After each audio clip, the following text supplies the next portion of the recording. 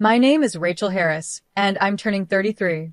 I live with my husband Adam, who is 3 years older than me, and our 7-year-old son, Peter. We're a family of 3. Today, I'm going to a friend's wedding with my husband. Even though I call them friends, they're more like Adam's friends, and I only recognize them by face. The wedding is at a fancy hotel, and I'm amazed by how luxurious it is. While Adam greeted people he knew, I stepped away to use the restroom. As I was walking back to the ceremony, I heard a rude voice say, "Oh, look at that defective person. Why are they even here?" I thought, what? Who are they talking about? It felt like the people nearby were saying mean things on purpose, loud enough for me to hear. It wasn't just gossip, it was clearly offensive. But no one spoke directly to me. I didn't want to deal with such rude behavior, so I walked away. Suddenly, I heard someone shout, "Hey, ugly, can't you hear me?" I ignored it and kept walking.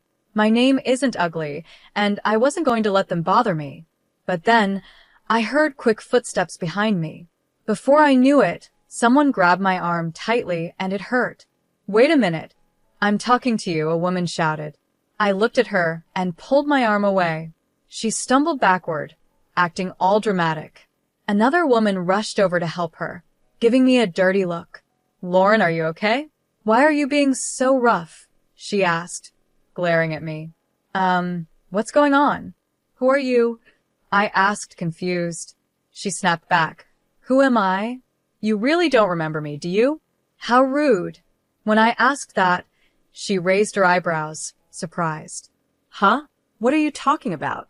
Do you really think you have the right to act like this, with just a high school diploma? If you've forgotten, let me remind you I'm your sister, Lauren. Does that name ring a bell? And this is our mother. Can you honestly say you've forgotten your own mom?" I thought for a moment and nodded slightly. Maybe there was someone with that name in my past. But I didn't want to waste time talking seriously with them. My response only made them angrier. At that moment, 3 men hurried over. "What's going on?" "We could hear the shouting from over there. Lauren, aren't you ready yet? You're still in your regular clothes you need to change for the wedding," one of them, who she called Dad, said. Lauren pointed at me and yelled, This suspicious person sneaked into our wedding. Get her out of here right now." The 3 men reacted very differently. The one she called Dad looked at me with wide eyes and then a clear look of displeasure. The other man, Noah, froze in shock, his face turning pale. "Why is Rachel here on such a happy day?"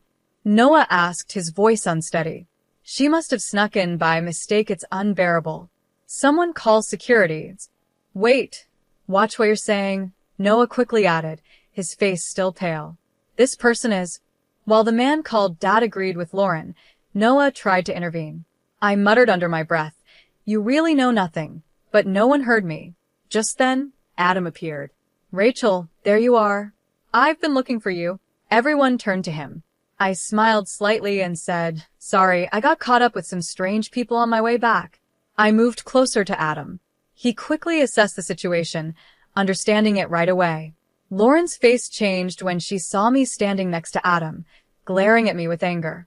Her parents still looked confused, not fully understanding what was happening. Noah was flustered and was the first to speak. "Mr. Harris, I apologize. My wife said something inappropriate. I'm really sorry to your wife, too." "Come on, Lauren, you should apologize as well," Noah said. "Why should I apologize?" Lauren shot back, pointing at me again. "She's the one who should be sorry. This disrespectful person barged into our special day. I don't know how she got here, but she's a disgrace to our family. We should have cut ties with her a long time ago and never seen her again." "Wait, family?" Noah looked shocked, glancing between me and Lauren. Just then, the 3 people called Dad and Mom stepped in. "Oh, Noah, we're so sorry. We have a difficult eldest daughter. It's embarrassing to even talk about her. We've managed to keep it a secret all this time. We kicked her out of the house 10 years ago. How did she even find out about Lauren's wedding? What does she want by coming here uninvited? She's not trying to ruin the wedding, is she?" Mom continued. "Actually, Noah, she's not very bright. She only finished high school and couldn't get into college. After that, She just wasted time doing part-time jobs, staying at home, and being a burden. She was like a parasite. She should be thankful we supported her through high school. So, why did she sneak into the weddings? Even though they treated me badly, I had cut ties with them a long time ago and didn't care about their insults. These people were, technically, my family, at least on paper. But my parents had always favored my younger sister, who was 7 years younger than me, and had ignored me for as long as I could remember. My father's family had been doctors for generations, and our home was also a clinic. My mother worked there as a nurse. To outsiders, our family probably looked like we had everything we needed. But in reality, it was a toxic home. I remember trying hard to win my parents' love when I was young, but I eventually gave up because their favoritism towards my sister made no sense to me. She was seen as attractive and I was not. Luckily, though it might sound strange, I was smart and did well in school. So I focused on my studies, aiming to leave home as soon as I could. Back then, I felt like I was just playing the part of the defective older sister in the family. I won't allow you to go to university. You're a defect by nature, and there's no way you could get in. Start working right after high school, become independent, and contribute financially to the house. You should be grateful we even raised someone as unattractive as you. You owe us for that. As for college expenses, we'll consider it for Lauren, but there's not a single cent for you. You'll spend your life serving us. Even if you get a job, it won't be anything important. This is what my parents told me during my senior year of high school. I actually recorded that conversation, along with many other times they verbally abused me or acted irrationally, and I still have those recordings today. My sister, Lauren, also treated me poorly, following our parents' example. She would often mock me, trying to prove she was better. I'm going to become a doctor and take over Dad's job in the future. I'll work hard enough for both of us, since my big sister can't. Oh, that's wonderful. Yes, learn from her mistakes, and dear best, Lauren. Don't worry, we'll support you fully, unlike your sister. You're truly our pride. They would have conversations like this right in front of me, as if I wasn't there. It felt like watching a bad play. After high school, I worked different part-time jobs for about 4 years. I still lived at home, even though they called me a burden. They wouldn't let me leave because they wanted to use me when it suited them. But secretly, I rented an apartment. Even though my family kept saying, "We won't forgive you if you do this," or "We won't allow that," I realized after turning 16 that I didn't need their permission anymore. Of course, there were challenges like needing a guarantor for some things, but I made it work. I also intentionally reported less income for my part-time jobs so they couldn't demand much money from me. I started investing, slowly building up my savings. When Lauren was preparing for her high school entrance exams, she claimed she couldn't concentrate with me around, and I was kicked out of the house. My parents probably thought I'd come crawling back, but for me, it was the perfect chance to finally be independent. They must have been surprised that I, the daughter they thought was incapable, never returned. But soon, it didn't matter to them. For my parents, having Lauren was enough. Now, 10 years have passed since then. I overheard a heated argument between Lauren and a man named Noah.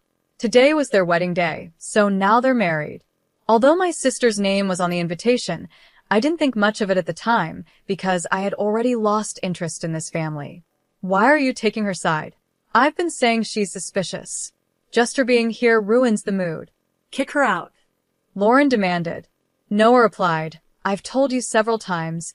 I invited these people. You even checked the invitations with me, remember? They're official guests, so you should apologize for what you said earlier. Hearing this argument so close to their wedding was unsettling. Just then, my father suddenly looked surprised and said, Wait, isn't he the son of the head of Harris General Hospital? My mother was equally surprised. Harris General Hospital? The famous one? He's the son of the head doctors, Lauren added, shocked. In the middle of their stares, Adam introduced himself with a smile. Nice to meet you. I'm Adam Harris, and this is my wife, Rachel. Adam's parents are well-known doctors who have managed a hospital for years, and Adam is being trained to follow in their footsteps. Hearing this, my parents were amazed. Noah then spoke up. It's unbelievable, but to think that Dr. Harris's wife is my wife's sister, what a coincidence. That means we're related now. Unable to hide his surprise, Noah apologized. Dr. Harris, I'm sorry if my son has caused any trouble in the past. Before he could say more, I cut him off. My sister's husband, Noah Schnapp, is a doctor and works at a university hospital. I took my son to see him recently because he wasn't feeling well, but that's all. Adam has many connections with doctors, and it seems Noah respects Adam a lot. Noah then asked, how's our feeling now? Based on my diagnosis, he should start treatment right away. I suggest you take him to my hospital for tests and hospitalization. Although Noah was kind in his offer, I replied, actually, we've decided to get a second opinion from another doctor. It's important to be sure. Noah looked surprised by my response. I sensed that he wanted to treat my son as a special case, but I was uncomfortable with the idea of my child being seen as just another opportunity for profit. I politely declined his offer with a smile, but suddenly, a mocking laugh echoed through the room. Why are you acting like that? Are you trying to make up for being a high school graduate by marrying a doctor? You think marrying the heir of a big hospital makes you better? You're still the same. Your education hasn't changed, and you think too simply. You actually have a child? Poor kid, with you as his mother, Lauren sneered. Hey, Lauren, please stop. We're family. Why do you keep saying such things? Noah tried to calm her down, but Lauren glared at him, standing firm in her opinion. Then Adam spoke. Rachel, are these people really your family? He asked with doubt. No, I replied. They can't be called family anymore. A real family wouldn't suddenly scold you for no reason, or refuse to feed you just because you spilled a little food. They wouldn't give me old, second-hand clothes they found in a dumpster while laughing and comparing them to the fancy clothes they gave my sister. They wouldn't throw away my school materials, saying I'm too stupid to need them, or ruin my textbooks by soaking them in water. I continued, a real family wouldn't strip you naked in the winter for not lending a book to your sister, or lock you in a hot shed in the summer. They wouldn't sell your belongings behind your back or tell you directly that you're expected to work for them for life. People in town noticed the unfair way the clinic treated us and suspected abuse. It's no surprise no one takes their kids to their clinic anymore. It's amazing no one reported it when we were younger. Now their business is failing, and they don't even realize it's their fault. As I calmly revealed the cruel things from my past, Noah looked shocked. My parents were equally stunned when they realized I knew about the clinic's financial struggles since I left. My in-laws had discovered this information while investigating, deeply sympathizing with what I went through. Adam felt the same and had looked into my parents' clinic, possibly as a form of justice. Lauren interrupted, shouting, Stop it. Stop lying. We didn't do any of that. It's your fault for being a failure. Noah, don't believe her. But it was too late. Noah looked at her with disdain. I thought to myself, none of this would have happened if she had just ignored me and walked away back then. But then Noah spoke up. No, actually, it's you who's lying. Me? Lying about what? Lauren responded in disbelief. That Mrs. Harris only graduated high school. She has a college degree, is a successful businesswoman, and the CEO of a company that provides food for hospitals, including ours, Noah explained. CEO, my sister gasped in shock, staring at me like she couldn't believe it. My parents looked just as surprised. Stop lying. She's just a high school graduate. Are you saying she went to college behind our backs without us knowing? My mother accused. Yes, I did go to college, I replied calmly. I was already an adult, and I didn't need to tell strangers who aren't my family. What are you saying? How can you speak to your parents like that? We didn't give you permission to go to college, my father shouted. Why would I need your permission? I replied calmly, and they couldn't hide their anger. After high school, I worked various jobs and saved a good amount of money. I used that money to pay for college because there was still so much I wanted to learn and achieve. Living on my own gave me freedom, and I proved I could do anything. While in college, I started my own business. That's also when I met my husband. Looking back, it fills me with a lot of emotion. Meanwhile, my sister mumbled to herself, her face pale. I can't believe it. I always thought she was the useless sister who couldn't do anything on her own, that she would be nothing after being kicked out. But she graduated from college, became a CEO, and married the heir of a major hospital. Why? I thought I would be the successful one. Why is she more successful than me? Why does she look happy? Why indeed? I replied. Maybe it's because, despite being treated unfairly, I never gave up and kept working hard. Maybe luck helped a little too. I looked at my sister firmly, then revealed something shocking. By the way, I heard you dropped out of middle school. Is that true? This revelation left everyone, including my parents and Noah, completely stunned. What? What are you talking about? Who dropped out of middle school? My sister snapped back, though I admired her attempt to deny it. I heard from a distant relative, someone who has always been kind to us. I continued. When I left home, you thought you could easily get into a top school without studying. You went into the exam unprepared and ended up writing almost nothing, which led to you failing as expected.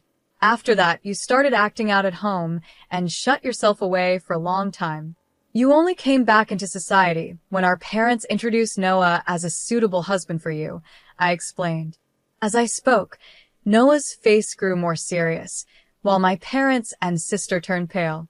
The information came from a distant cousin on my father's side, who is known for being good at gathering details. Though we only met a few times when I was a child, he looked after me and even acted as my guarantor. You're lying. What are you talking about? My sister protested, trembling. But I continued. Actually, the claim that you work in medical administration is also false, isn't it? In reality, you don't have the qualifications and you're only doing basic tasks, not handling any real responsibilities. At least some professional ethics are being followed. Stop it. You're lying. All of it is false, she cried out. Maybe, I replied calmly. What I heard was just a rumor. Whether you believe it or not is up to you. At that, my sister quickly turned to Noah, studying his face. He looked doubtful, confused, and clearly disappointed. Lauren, you told us you graduated from a prestigious women's university, had qualifications, and were helping with your family's hospital. Was that all a lie? Falsifying your academic background is fraud. Have you deceived me? Noah asked her directly. No, Noah. Don't just believe her. You're my husband, you should trust me, she pleaded. Then name even one professor from the university you claim to have graduated from. He challenged her. Flustered, my sister struggled to respond. That's not important right now. Really? Well, let's call a professor from the department you said you attended. They're also a family friend and know us well, Noah proposed, ready to find out the truth. As he said this, Noah calmly picked up his phone.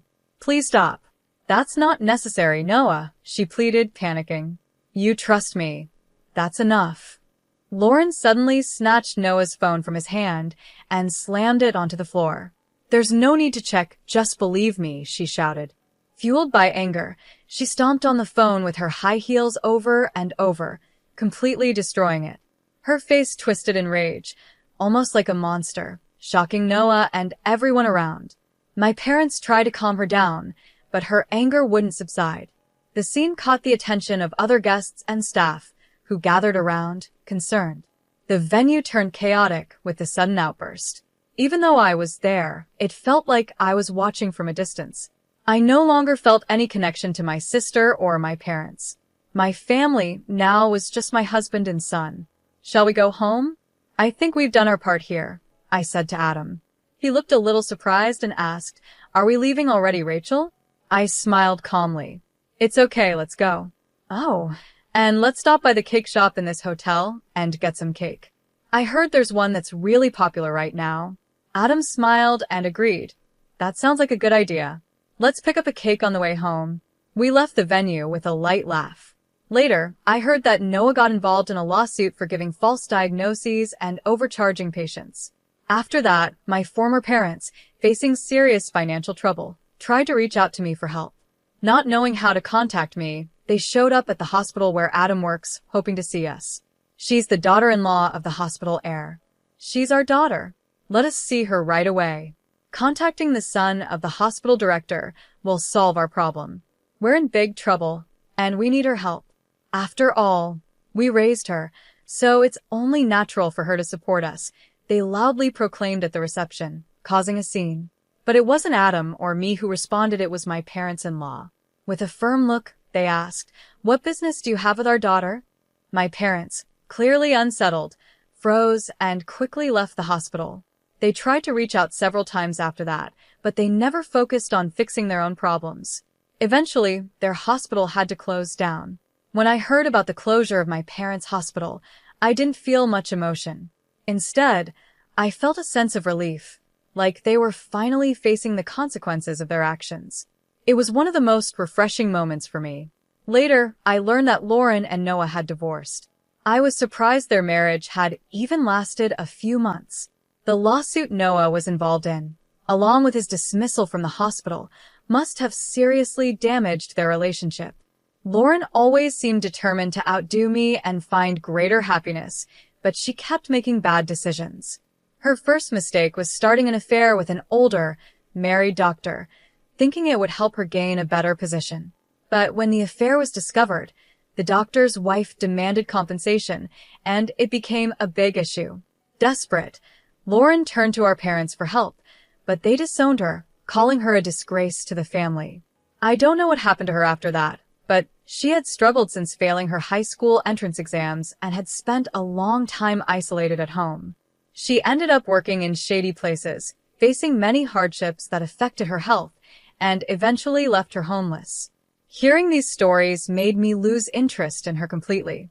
Meanwhile, my former parents, now nearing retirement, are struggling to find jobs as doctors or nurses.